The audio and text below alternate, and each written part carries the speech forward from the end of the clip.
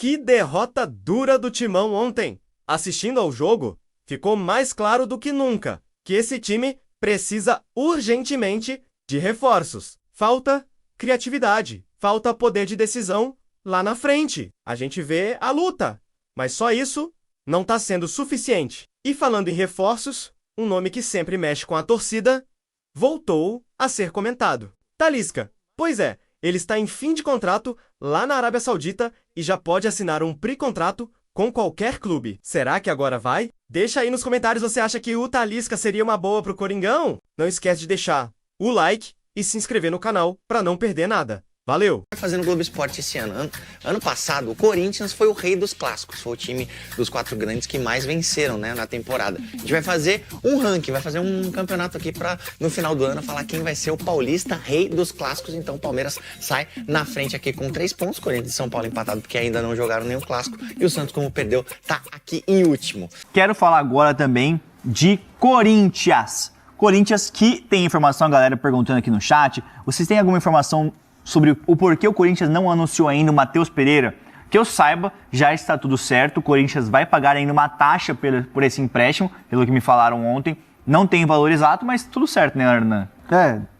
Matheus Pereira, o próprio Caio César. Aí o Caio César, com a diferença que não tem taxa de transfer, são negociações que estão aí já nas vésperas de você fazer o anúncio oficial. Eu queria só trazer uma informação e abrir aspas para uma fonte, Tá. porque ontem saiu do interesse do Corinthians no Cebolinha, no Everton Cebolinha do Flamengo. Sim, que tem contrato com o Flamengo até dezembro deste ano. Então, tem alguma coisa aí, Hernan? Então, eu perguntei para uma fonte, vamos abrir aspas para a fonte, e a fonte diz: excelente jogador, mas não tem nada no momento. Então, assim, o Corinthians não tem conversas ou negociações pelo Cebolinha.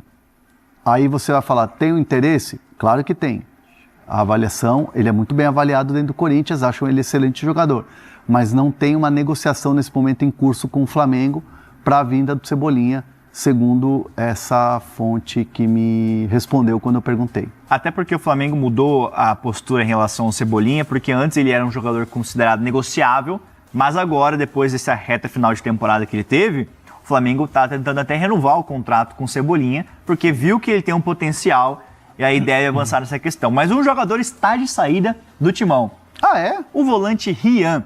Rian, que foi emprestado pelo Corinthians ao Fortaleza, empréstimo de uma temporada até o final deste ano, com opção de compra. Rian, que foi um pedido do técnico Thiago Carpini, André, não sabia disso, André? Ah, é? Você tem uma boa relação com o Thiago Carpini, né? Você conversa. Gente boa, né? Gente boa. Ele é o trabalho do Carpini no Fortaleza no ano passado eu fiz o último jogo, o penúltimo jogo, na verdade, do Juventude. Tive a chance de conversar com o Carpini e ele ainda estava indeciso para qual mercado ele iria abraçar. Ele tinha situações de Série A, tanto que o nome dele ficou muito forte no Inter. Teve até colega do Sul que cravou que ele seria o novo técnico do Inter. Uhum. E de fato tinha um interesse. O mercado, porque ele estava olhando, era um mercado de Série B, mas com um time que tivesse a possibilidade de voltar à elite. E aí quando pintou o Fortaleza, né, que acabou não ficando com o Martim Palermo, ele entendeu que dava para montar um time para voltar para a Série A do Brasileirão. Então, essas escolhas, esses reforços, tem muito da mão do Carpini. Então é isso, o Thiago Carpini que pediu a contratação do Rian, volante do Corinthians, que é aguardado nos próximos dias. Pode falar. Não, desculpa, e eu ia falar que acabou a novela Félix Torres. Isso é informação, vai deixando seu like aí, tá? Mas acabou, então vai pro Internacional. Vai viajar nos próximos dias, quiçá nas próximas horas, para então, exames médicos e assinatura de contrato. Fabinho Soldado fazendo o serviço dele no Inter, não, mas aí nesse caso, não, eu sei, a pilha do corintiano é essa e tal, mas acho que nesse caso, o que estava pegando era o Corinthians se acertar com o Pepe Chamorro, que é o empresário do Félix Torres. E o Corinthians fez uma proposta ao Pepe Chamorro, de parcelamento desses atrasados aí com o Félix Torres, com o próprio empresário. Ele deu o aceite ontem à noite. Ontem à noite o empresário respondeu oficialmente dizendo, aceito esse parcelamento e tal. E aí agora é o Internacional emitir a passagem para o Félix Torres, para ele fazer os exames médicos. Passando nos exames médicos, ele assina por uma temporada com opção de compra de 4 milhões de dólares. Então acabou a novela, Félix Torres é do Internacional. Vamos falar do Corinthians. Tem muita coisa, tá? O Memphis Depay iniciou a transição para o campo, mas ainda sem atividades com bola.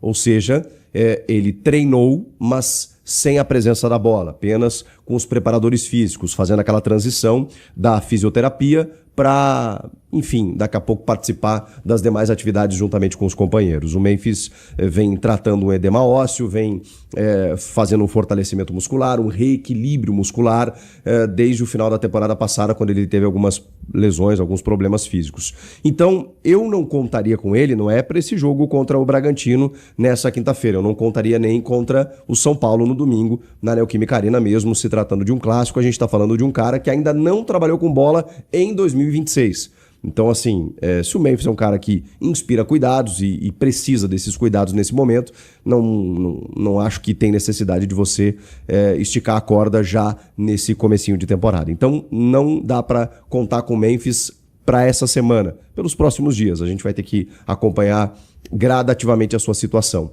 Ranieri e Yuri Alberto já são diferentes, porque eles voltaram a treinar já tem alguns dias. O Yuri desde a semana passada, o Ranieri nesta semana. Então eles podem ficar à disposição do técnico Dorival Júnior. Se o Dorival preferir esperá-los para domingo, aí sim, visando o clássico. A gente sabe a importância que tem um clássico. Esse jogo contra o Bragantino não é nada fácil, é fora de casa. A gente sabe que essa gestão aí pode acontecer também, tá bom? O Martínez segue de fora.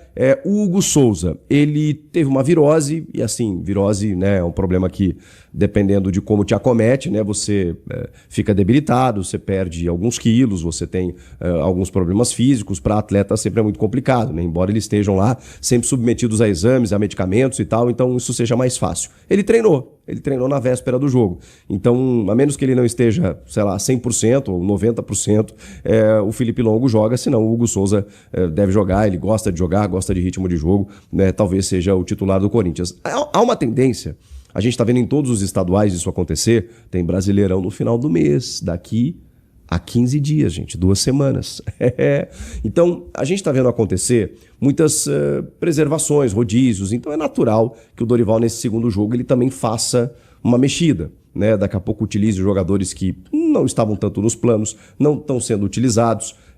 O Kaká, por exemplo, que não se acertou ainda com o Atlético Paranaense, pode ser que jogue. O Félix Torres não, que ele já está se acertando, né? Já está indo jogar no Inter em Porto Alegre. O Rian, volante, está se acertando com o Fortaleza. O Marcelo Paz está trabalhando, né, gente? E ele tem boas relações com o Fortaleza, está trazendo de lá o Matheus Pereira por empréstimo e está emprestando o Rian até o fim da temporada também por empréstimo, um garoto de 22 anos que pouco jogou, e o Corinthians tem muitas opções na volância, às vezes é bom para dar rodagem e tudo mais, então o Rian também está indo jogar no Fortaleza. Esse, né, o Dorival não pode escalar, mas daqui a pouco, né, testa mais alguns meninos da base, alguns jogadores que você precisa observar melhor, o próprio Jacaré, quem sabe, na vaga do Mateuzinho na lateral direita. Enfim, muita coisa pode acontecer. Testes, e são testes, né? Então é importante, né, que a gente pense, embora, né, com riscos, mas o estadual também como preparatório para o que vem pela frente. Agora, preciso falar com vocês sobre essa notícia de Rodrigo Garro jogar no Grêmio. O Grêmio está se reforçando, vocês sabem que eu acompanho muito o Grêmio de perto, está se reforçando, conseguiu o goleiro Everton do Palmeiras, está atrás de um volante que foi campeão do mundo com a seleção argentina, que está no West Ham, o Guido Rodrigues, e busca um camisa 10. O Grêmio contratou o TT, ex-Shakhtar Donetsk, da base do Grêmio, que estava no Panathinaikos da Grécia, que não é necessariamente um 10. O Willian, ex-Corinthians, faz a função, mas não é necessariamente um 10. O Grêmio sondou o Rafael Veiga e sondou o Rodrigo Garro. Sondou.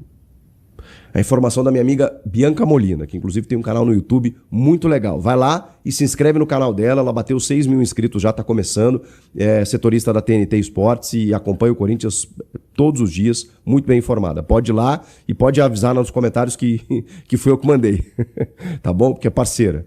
Começou comigo, foi minha estagiária, vi crescer, tá voando. E ela trouxe a informação de que o Grêmio procurou o Rodrigo Garro.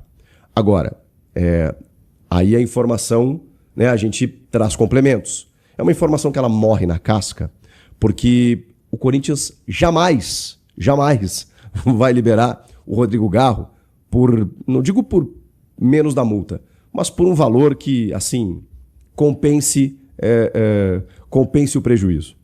E o Grêmio não tem esse dinheiro. Aí eu trago a informação do Grêmio. O Grêmio está buscando contratos. O Grêmio está contratando o TT lá. E o Grêmio já fez seus investimentos. Tem investidores lá que conseguem alguns reforços pontuais. Não seria o caso com o Rodrigo Garro. O Grêmio tentaria um modelo de negócio, talvez até liberando atletas e tal. Para o Corinthians não vale a pena. Por que o Corinthians iria se desfazer do Rodrigo Garro? Não faz nenhum sentido. O Grêmio vai chegar com 25 milhões de euros para contratar o Garro? Bom, o Grêmio não tem esse dinheiro. O Grêmio não tem esse aporte para fazer. E o Corinthians não vai emprestar o Garro. Não vai liberar o Garro por um valor menor. Não vai rifar o Garro por me dar 2, 3 jogadores aí. Isso não vai acontecer. Então, acho natural. O Garro daqui a pouco terminou a temporada sem ser titular, muito mais por problemas físicos do que técnicos. E tecnicamente ele também não foi bem, claro, porque ele estava com problemas físicos. Então, não dá para desconsiderar o que o Rodrigo Garro fez na temporada anterior, no fim de 24.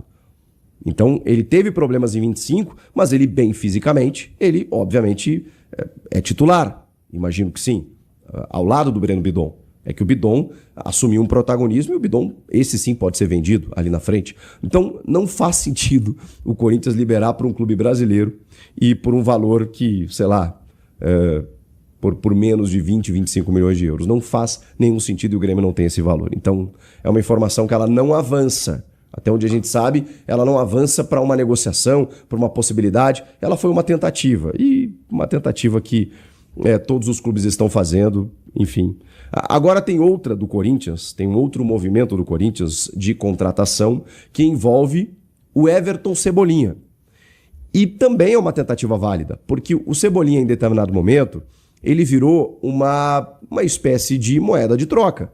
O Flamengo chegou a colocar o Cebolinha no negócio do Caio Jorge e o Cruzeiro não aceitou. O Cruzeiro chegou a cogitar o Luiz Araújo e o Flamengo não. O Luiz Araújo eu não negocio, mas cogitou negociar o Cebolinha. Só que isso estava dentro de um contexto muito específico, de um investimento muito alto que o clube faria no Caio Jorge.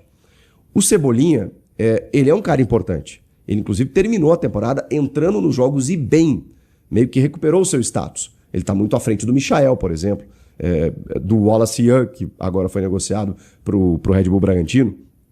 Então o Cebolinha, ele vai ser útil.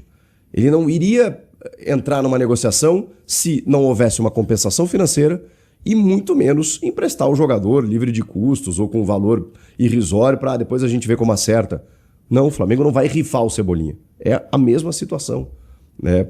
Com a diferença de que o Garro é muito mais importante para o Corinthians do que o Cebolinha para o Flamengo. Mas o Flamengo não vai liberar dessa maneira. Então, também é a informação, se eu não me engano, da Monique Danello, da TNT Esportes, de que o Corinthians tentou também o Everton Cebolinha do Flamengo, mas é outra informação que ela não avança. Eu não estou dizendo que elas não existem, tá? Muito pelo contrário. Estou confirmando as informações. Elas não avançam porque, cara, são negócios muito difíceis, mas é natural nesse momento que os clubes conversem. E quando eles conversam, existe um caminho até virar uma proposta, uma negociação. Não há a negociação. E é por isso que o Cebolinha não deve vir para o Corinthians, como o Garro não deve sair para o Grêmio. Beleza? São informações que a gente tem nesse momento. E olha só essa fiel. Anderson Talisca. Corinthians aparece como um velho interessado na contratação do jogador, que já expressou o desejo em um dia atuar pelo clube. O atacante, que sempre deixou claro ter um grande carinho pelo Timão. Já pode assinar um pré-acordo com qualquer outro clube, visto que o vínculo com o time turco se encerra já no meio deste ano. Porém, até o momento, ainda não há proposta na mesa. Deixa aí nos comentários se você acha que o Talisca seria uma boa pro Coringão. Não esquece de deixar o like e se inscrever no canal para não perder nada. Valeu!